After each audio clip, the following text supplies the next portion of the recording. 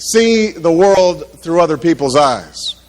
Now, empathy is a quality of character that can change the world.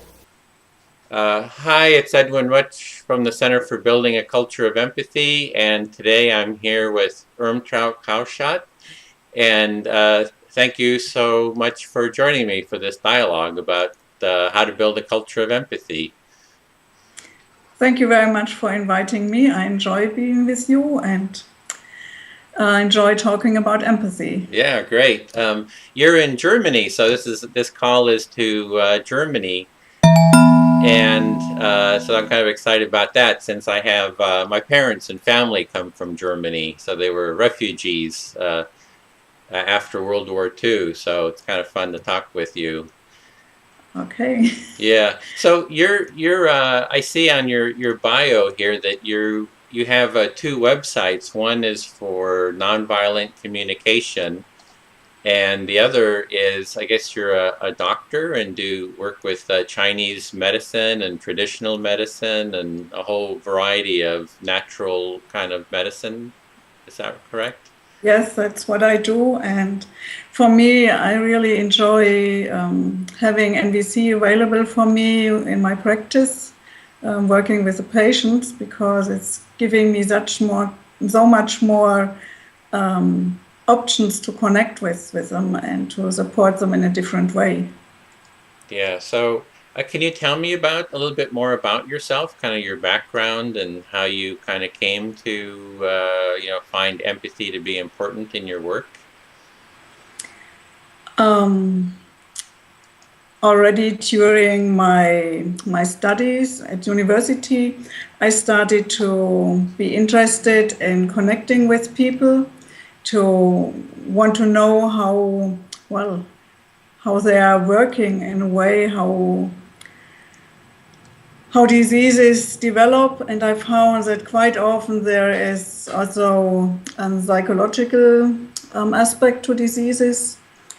And I went to Nonviolent groups and all these kind of things that were offered around that time. And I was very happy when I found nonviolent communication, because it gave me a different approach, and that I see myself more a partner and not an expert who knows what is right and wrong for patients. Well, one thing I like to start the conversation off is with a metaphor of empathy.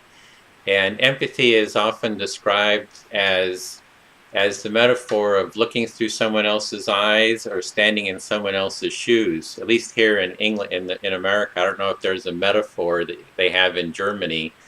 But do you have a metaphor of what empathy is like to you? For example, for me, empathy is like a cornucopia. It's the cornucopia is that horn of plenty where all this wonderful food and fruits and vegetables and riches kind of come out. So that's my metaphor of what empathy is like.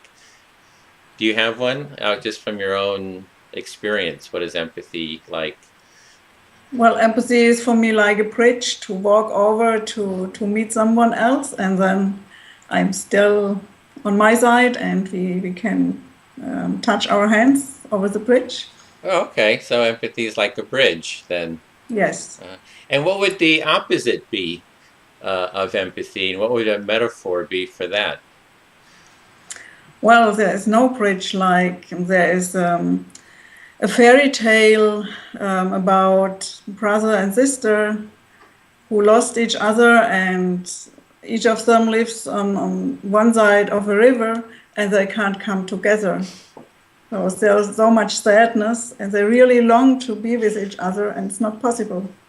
Yeah, so it's a big river, and people are on the other side, and they want to be with each other, and they don't know how to get together. They can't get together, and that's kind of like the opposite of empathy.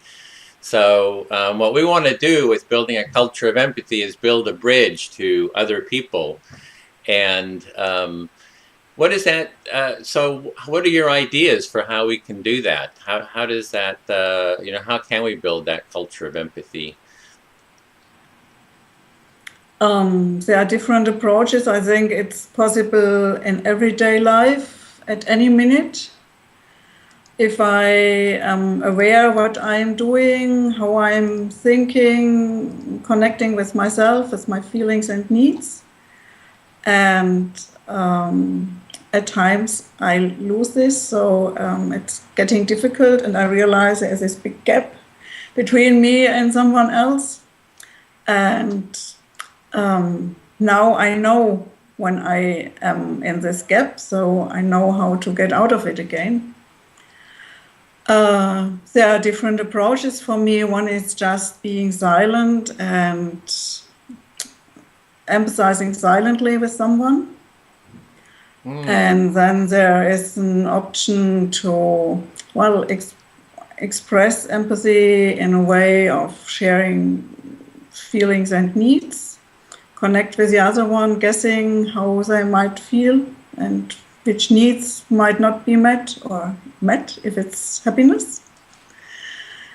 And then there are other options. There's one I developed to work with bigger groups. In Kenya, we had about 100 participants after the post-election violence in 2007, 2008. And there were people of different tribes present. And we asked each of the tribes to elect a representative to share their stories around the violence.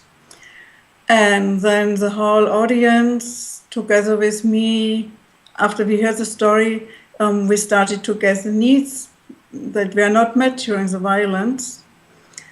And they were very puzzled, maybe, and surprised to realize that the needs of both groups, of the 5 groups, had not been met, and they were quite the same. About safety, about connection, about protection, about education for the children because they couldn't go to school anymore, and about shelter. And they were very surprised, and it was kind of a healing session for all of them, not only for those who had shared their story, because they had very similar stories. So you'd gone to Kenya, did you say? Was that? Yes, I have been going to Kenya since 2007. Oh, and this was Kenya had some violence recently after an election. Is that what? Yes. And so you went to Kenya to help build bridges between the empathic bridges between the different, I guess, communities that were at war with each other and conflict. Yes, that is one part. That was around the elections in 2007. And recently we started to work on reconciliation between 2 ethnicities in the north who have been at war with each other for about 30, 40 years. Wow.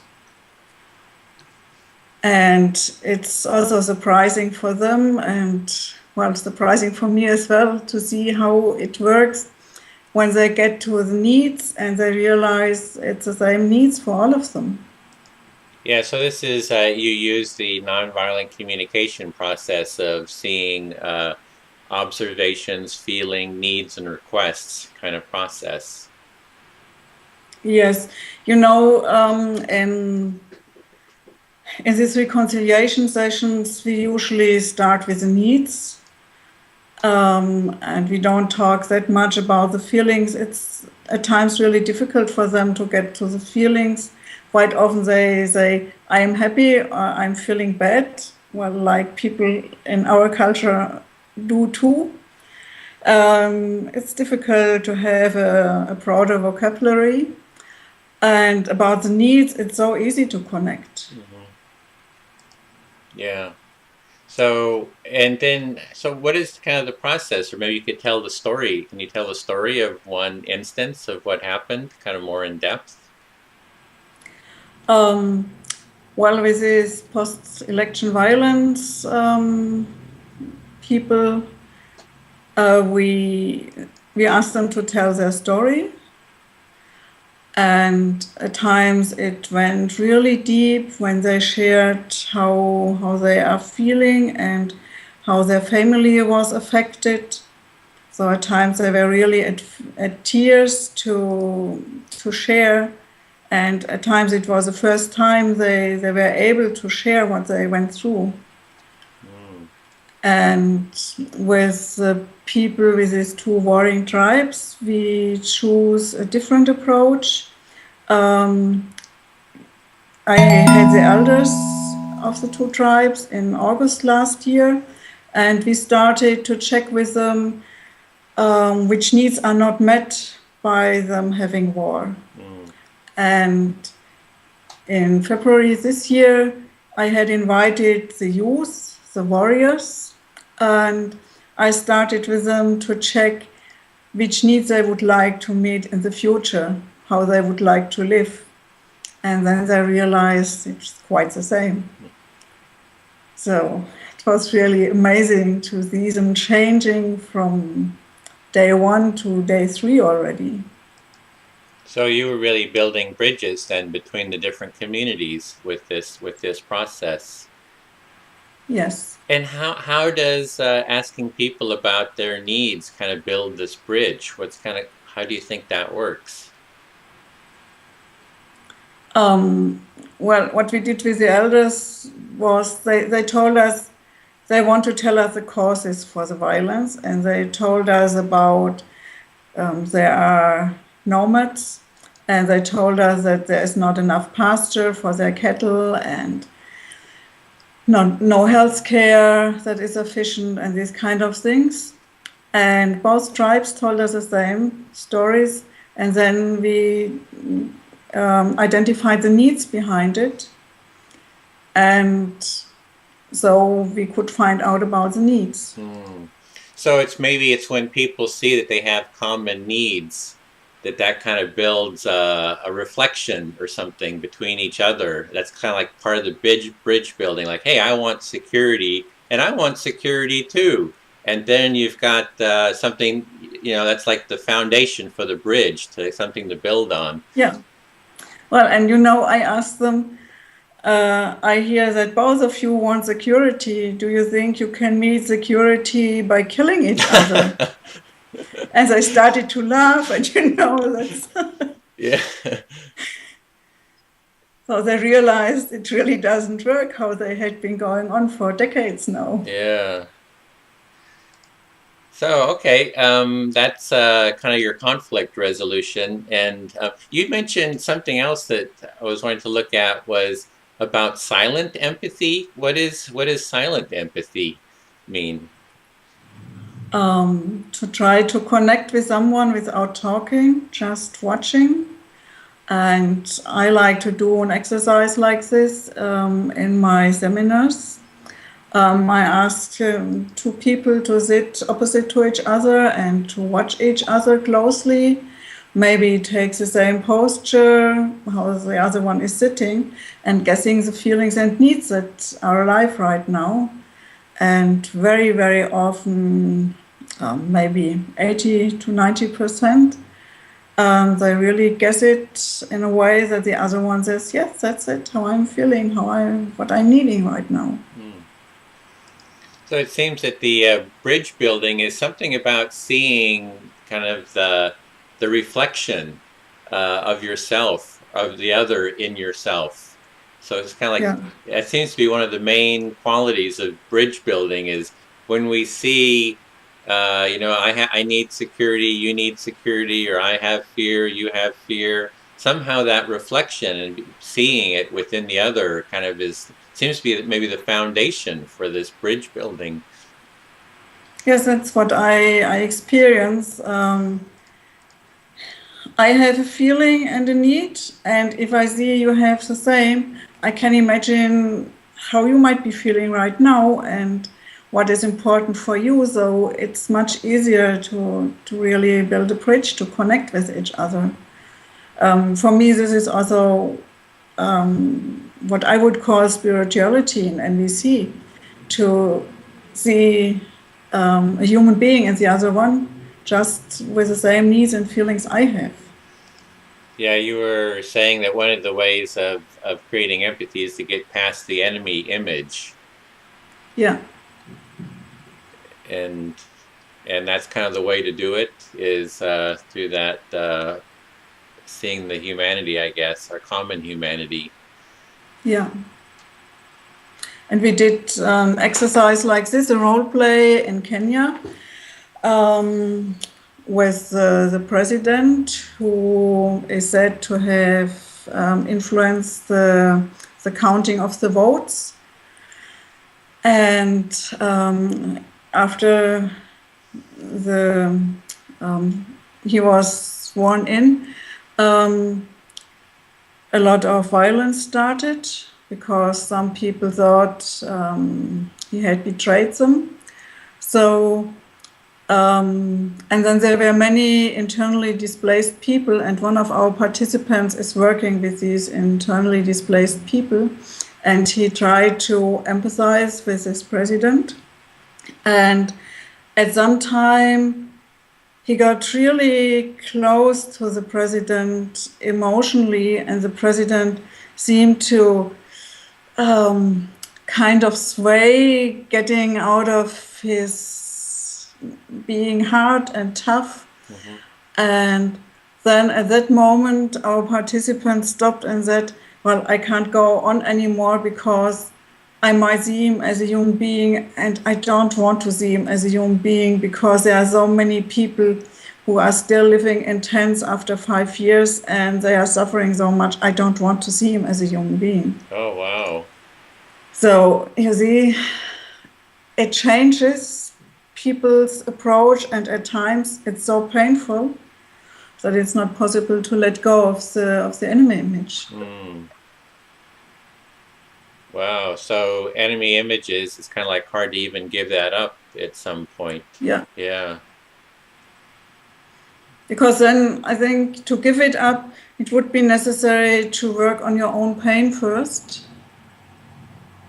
I was not aware about him having so much pain. Otherwise, I might have chosen to work on this pain first. Mm-hmm.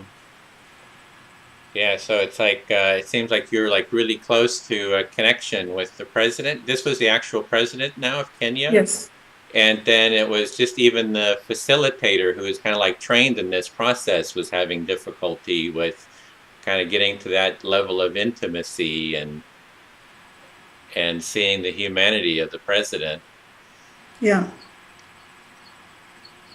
Yeah. So what was the next step then? We worked on his pain, and well, he is witnessing a lot of, or had been witnessing a lot of pain with his internally displaced people. And we worked on this pain and how he could support them by empathizing with them instead of, well, sympathizing. And I think that's a process that's still going on, because it's really hard not to sympathize with people if they are living under these kind of conditions. Oh, so you felt he was in kind of a state of sympathy. He couldn't just be there and be present. He was kind of taking it on himself.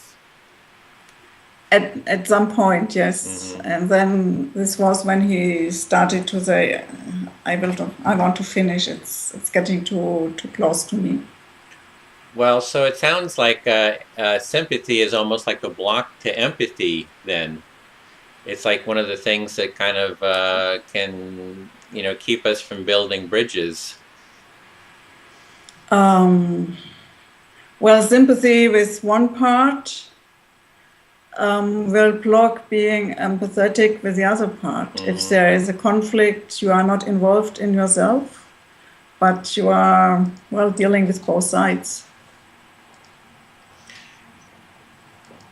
Well, is there anything else around that experience that you'd like to share, around how empathy worked there? Because that's really quite, really being on the, so-called front lines. I mean, that's like really right in the thick of conflict there. I think what I learned from it is how important it is to deal with one's own pain before we we try to empathize, or when I realize my own pain is welling up, then I stop empathizing and connect with myself first before I continue. It's one part, and the other part, I think it's, well, kind of theory and kind of also being from my heart, is to be clear that empathy doesn't mean I approve of what the other one is doing.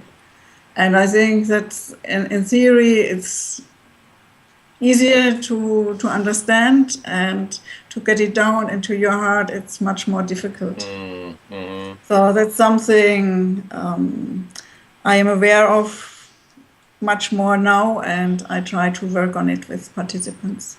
And how do you do that? What's the process you're using to, I guess you're wanting to, you're trying to bring it from just an idea to down to really embodying it, that quality of empathy.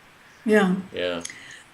I like to work on self-empathy for situations I had been dealing with years ago maybe, and now I say, oh, how could I do this? So starting there, I have an idea which needs I try to meet at that time. And then I can realize, well, I try to meet some needs, and maybe at that time I really met them. And nowadays I might be mourning about how I acted, because in the long run it didn't work out so well. And if I'm able to find out about this for myself, and I'm not judging myself anymore, it's easier to do the same process with someone else. Mm. Well, that's something I've been thinking about too, is that, we've gone through, I've gone through this whole history, to where I am now. And there's all these experiences that have kind of lodged themselves, in my mind and my body. And experiences where I didn't, where I had fears that, are still kind of alive. And that there needs to be a process to kind of go back and kind of excavate those, and to bring empathy to all those past experiences, to kind of transform those past experiences. So I've been kind of thinking about that, and how do you do that? And it sounds like that's a little bit of like what you're talking about, is go back with your past experiences and see, where did I have fear? Where did I have loneliness? Where did I have suffering or alienation? And then bring empathic, just the empathic presence to those experiences, and work through them, and almost like heal those experiences, or transform those experiences. Yes, I think that's a description I really like. And not only having had these feelings, at the same time appreciating how I acted to overcome this fear or pain or whatsoever. So I can get a better understanding here and from my heart how other people are choosing strategies that don't work out that very well for people in the environment around them.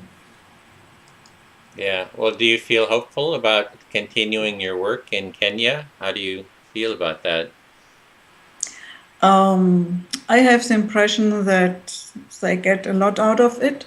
For example, with these 2 warring tribes, after the elders had come back, 2 groups of 50 people from each tribe started to restore an old well. So that's quite something. They didn't talk to each other for about 30, 40 years. And then they started to restore this well. And then when we had the warriors, the young people coming, in a preparation for it, they met and they had something to eat. And usually it's not possible that they eat from one plate, and there were not enough plates, so they had to eat from one plate. And our contact person there, she saw two of them laughing, and then she went up to them and what's happening. And they told her, well, you know, last year we were shooting at each other and one of them had nearly killed the other one, and they now were checking what is more fun, to eat from one plate or to kill each other. And they decided it's more fun to eat from one plate. So, you know, there are things happening I would never have imagined. Or after 2.5 days of meeting, one of them stood up, and they are all kind of leaders. And he said, well, I went out raiding and killing for fame so that I can marry a very nice girl. And but I now realize I also could be killed, and that's not worth it. So I will stop killing now, because if I get killed, the girl will just turn to another one and she will forget about me. So I will stop now. And and some of the others also told us we will stop now. And that's really a big appreciation for the work. And the informations I'm getting is that it's really working. It's not just telling stories. Mm-hmm. Yeah, you actually had, I think that's the last part, the empathic action, where people who are in conflict, you know, on the other side of the river, that they're actually working together and doing something together through empathic action. So that sounds really great. Yes, and when they came back, they had decided to sleep in the house of one of the group members of one side. And it is really dangerous for them to cross the bridge. They need to be escorted because there is so much violence. And they took 10 more young people, young warriors from the one side to the other side, and they ended up with about 70 people celebrating. Oh. And we had about 14 coming down to Nairobi for this meeting. So it's 5 times people that were curious or wanted to know what's going on. So I think it's really spreading. Oh, great. Yeah, it sounds very encouraging. For me, you know, it's what I'm looking at is how do we build a culture of empathy? So how do we bring that whole process, that whole way of being, and just really, you know, focus on that and transform society? So all those processes and all those ways of promoting empathy, you know, are supported and encouraged, and that there's also a conscious awareness of empathy. You know, it's like probably within those communities, they didn't say, "Oh, what we're doing is empathy, and we need to create a culture of empathy." Do you know what I'm saying? That there's a kind of a conscious vocabulary for that. Does that make sense? Well, I think one thing is the vocabulary for it, and one thing is just living it and having it in your heart.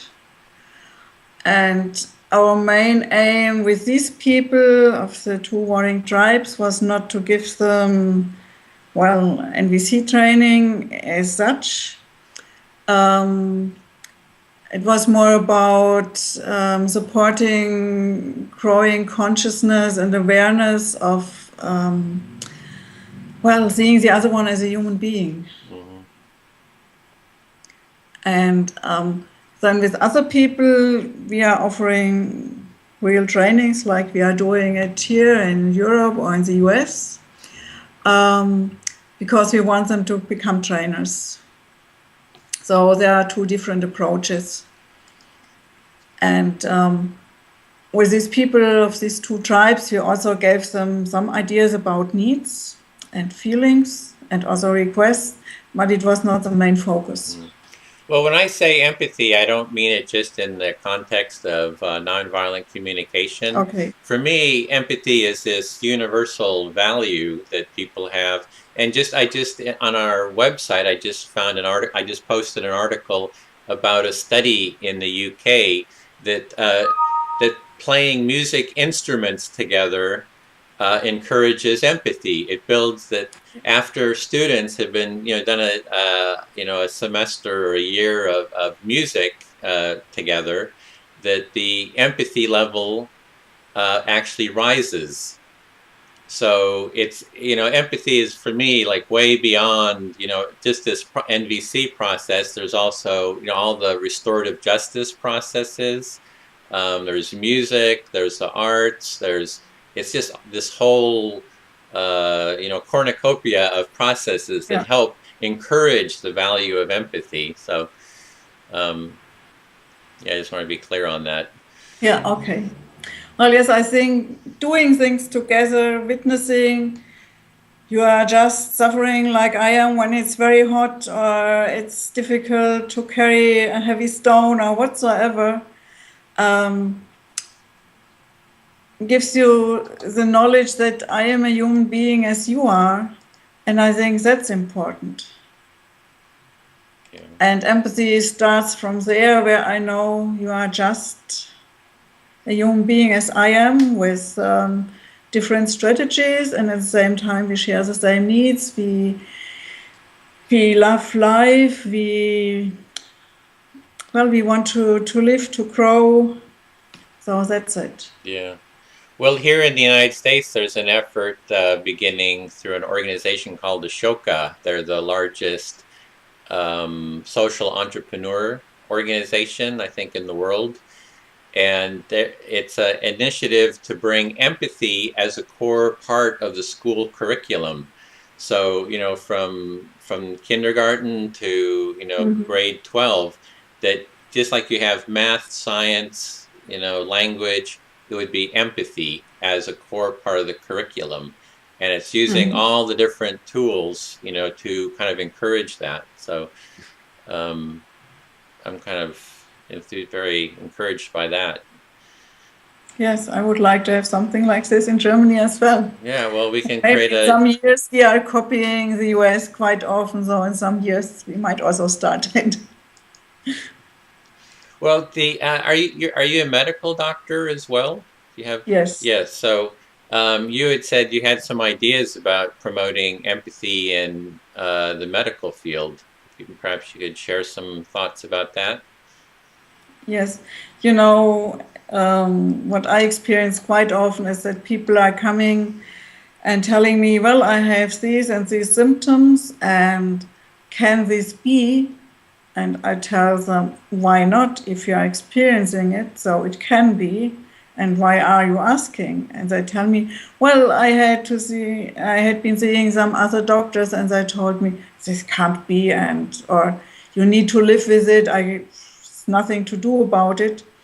So they get really frustrated and depressed. And the moment I tell them, well, it can be, and just let us see, maybe I can't explain why it is like this. And at the same time, it is as it is. And then there is already a different kind of connection again. There is a bridge that they realize I am willing to accept them as they are, and with what they experience. And I think this has changed my approach to patients who are coming to see me quite much, because we are now more on a level of connection. And I find it quite interesting. I am working in a private practice where people paying the bills themselves, and other colleagues are complaining quite often that people don't pay the bills. And I didn't have this happening for years now. So I think if they can see me as a human being, as I see them as a human being, there is a different kind of connection, and they want to contribute to my life as well. So people are seeing your humanity too, and what's important, your needs as well. So that it's not somebody they just want to take advantage of, because they felt the real connection. Yes, that's what I experience. They also ask me at times how I am doing, or it's not just a formal question, but they are really interested. And in November, I had my kneecap broken, and then I couldn't work. And some patients came and asked me, "Can I do something for you?" I think it's quite unique. So it's not that top-down approach, but it's more a partnership that the two of us are looking how can we deal with the disease.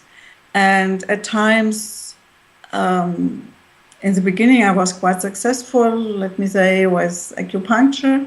And after one or two more treatments, it didn't work anymore. And they had, again, very much pain. And then I tried to find out about the needs that might not have been met by recovering that quickly, or which needs were met by being sick. And then I remember one patient quite well. She was a young mother, and she stayed at home with the small kids, and she felt very lonely. Her husband came home late in the evening, and she was tired and didn't want to talk. So she felt very lonely and didn't know what to do. And when she developed this pain in her shoulder, she couldn't carry the kids anymore. So she had to ask someone to support her, and she was not that alone anymore. And when we realized, okay, and now as it got better very quickly, then everybody expected her to do her work alone, on her own again. So she was back in the same situation. And then we tried to figure out what she could do to get out of this trap. And she realized she could bring the children to her mother once a week and go to the gym and meet people. And her husband was willing to come home earlier one evening in the week so she could meet with her friends. And then step by step it got quite well, and she didn't suffer any pain anymore. And I find it really helpful to check about the needs.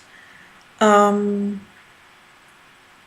times it's really a strategy to get sick if my needs are not met. It's not consciousness, but it's about, well, our body tells us you need to do something about it, you need to change. Yeah. So it's like you're looking at just not the physical problems that people have. I mean, you're looking at that part, but you're also looking at kind of what's going on emotionally and at a deeper level of what are people really needing for their lives. In this case, it sounded like she was needing a sense of connection. She was feeling lonely, yeah. And she was looking, and that was painful for her, and causing that pain kind of just maybe has other things that it connects to, symptoms, and she just needed to find ways of connection, and you kind of helped kind of be there so she could explore that and be heard about that. Yes. And I find this really very rewarding to check with people what's important for them. And quite often they are in a transition time, and so they need some space. And nowadays it's really difficult to get the space because everybody is demanding you work quicker and quicker and start multitasking and do this and that at the same time and all these kind of things. So it's overwhelming. And disease is the only option to get out of it for many people. Yeah, it's like that stress kind of. Yeah. It's a known killer, the stress. Yeah. So, and it seems like the empathy is like the de-stressor.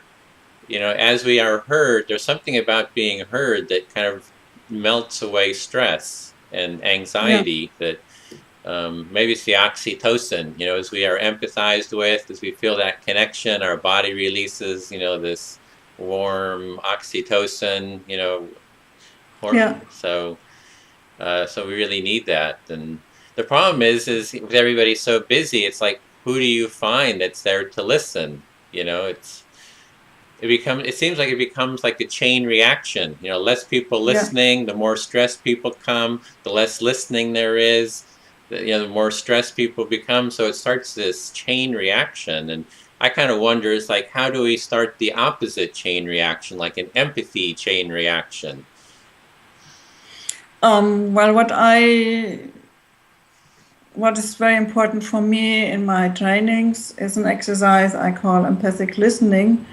That there are two people, and person A tells a story about, well, maybe when they had been angry or a need not met or even need met, and for 5 minutes, and the other one is listening, just listening, no questions, nothing.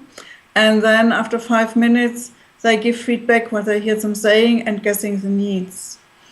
And I had people of the age of 70 who told me after the exercise with tears in their eyes, it's the first time someone had listened to me.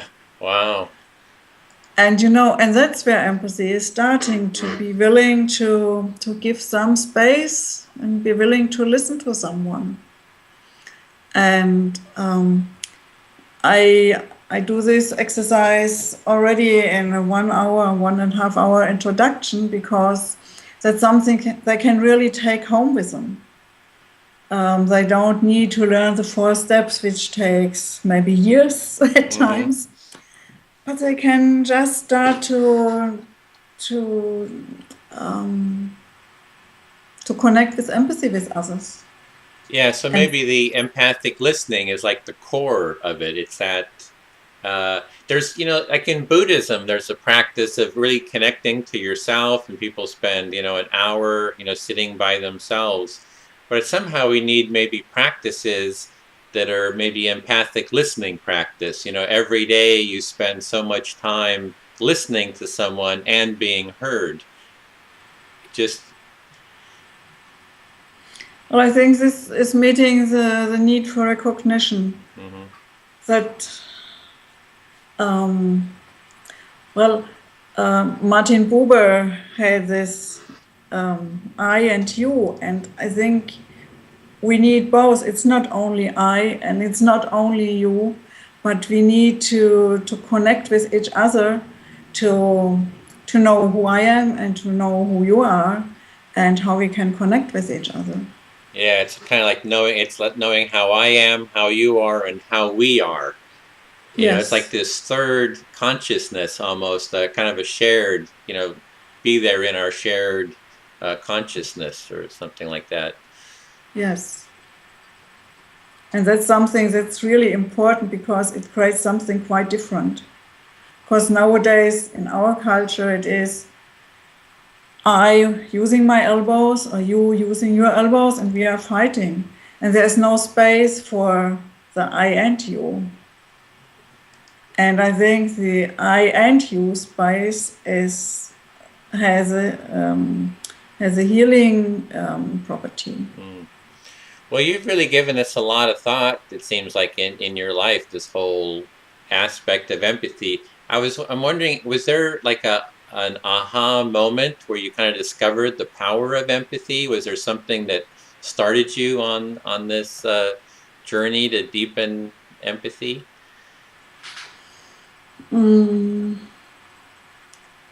Well, my most profound experience was after I had been with NVC for some time already. I did a role play with someone who played the role of my mother. I had been fighting with my mother for years, and as many people do. Yeah, it's common.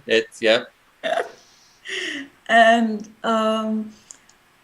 it was an experience I had with her after, for several years after my separation. She kept asking me, isn't it that you are guilty of it because you had been away to too many trainings? And I told her, well, you know, life can change and you can lose love for someone, and that's it. And she couldn't hear it, so I was really frustrated going and seeing her for years, hearing this. And then I wanted to change things and asked for someone if she would be willing to do this role play with me. And I think we went through it for about 1 hour. And then I realized, oh, well, she wants me to be happy. And her idea of me being happy is living with the husband I married once until I die or he dies. So that was her experience, how she was happy, and she wanted me to have the same experience. She wanted me to be happy. And I thought, oh, that's it. And after this, things had changed completely. When I came to see her next time, she didn't say anything. I was puzzled. And next time, nothing.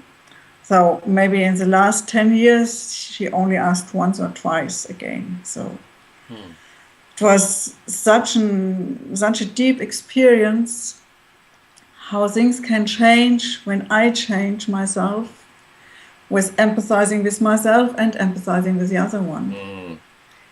It's like at that moment where you had that realization, it's like a bridge was built between you and your mother. Yeah. And it's like sometimes that moment where that bridge gets built is so overwhelming and is so powerful. And I felt warm, my heart opened.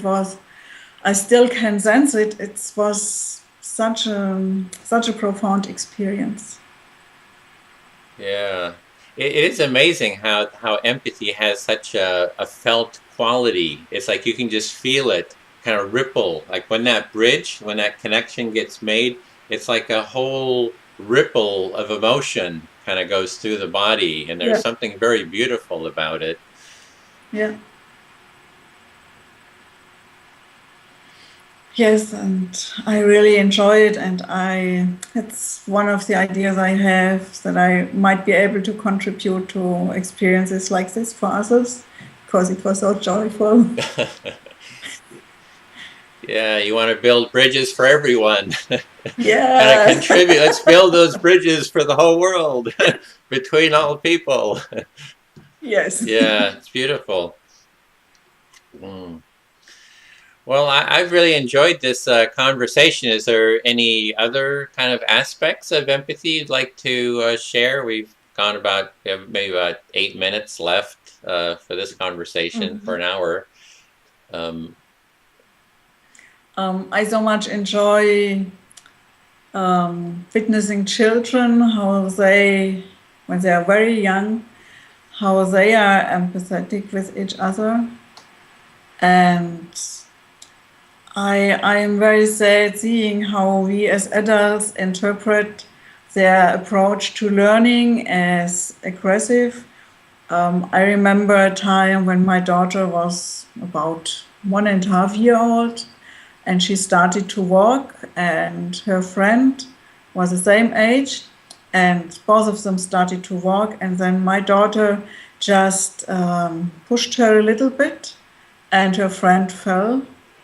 And then we thought, okay, just watch it. And then she did it another time and another time. And then I started to tell her, you are not going to do it again, and that's bad. And so nowadays, I think she just wanted to check what's going to happen if I push someone. Do they always fall down? And I guess after some time she would have stopped, because she would have known it's happening.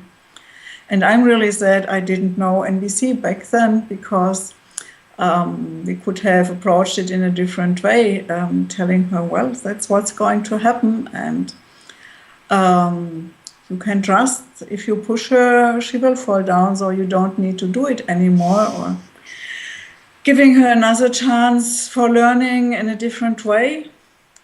So, and at the same time, I remember when she had some bread and it was really sucked and it was not very nice to eat it for me. And she wanted to share it, and she smilingly gave it to me, and so I took it because I really wanted to let her know I enjoy her sharing. And I think they really want to share, they want to be with each other, and it's only our interpretation that we start to think, oh, they are bad, they are hurting someone, or they want to hurt someone, and these kind of things. So I would like us to be aware of this and to get parents to know how they can approach these issues in a different way with empathy. So you want kind of the bridge building to start at a very young age then? Yeah. Yeah. But let me say, the bridges are there at a very young age, and we are tearing them down. Oh, so it's learning how not to tear down bridges and just Yes. help support the bridge, don't tear it down. Yes. Yeah. Yeah. Sometimes it's hard to know. You know, it's like you need to learn how to not tear them down. Yeah. Yeah. Or we tear them down by accident, or it's just our own lack of bridge building skills or something. Or Yeah. yeah. Well, if it's happening by accident, then, well, we can warn it. What I would like to prevent is to tear them down without knowing there might be other approaches to change things. And I would like people to have skills to act differently.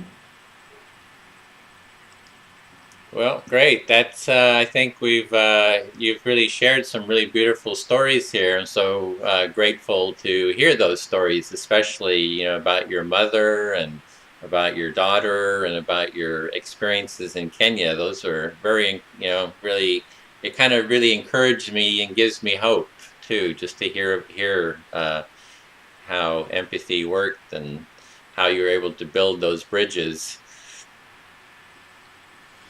Yes, and I enjoy very much sharing it, because I think it really can encourage people to go on even if situations are really difficult.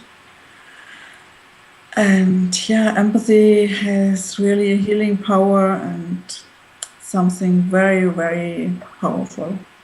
Well, I hope we can continue this connection. We're also doing a conference on how to build a culture of empathy. So if you have some friends who you work with that would like to maybe have a dialogue around this too, we can hold a group Skype call and kind of share.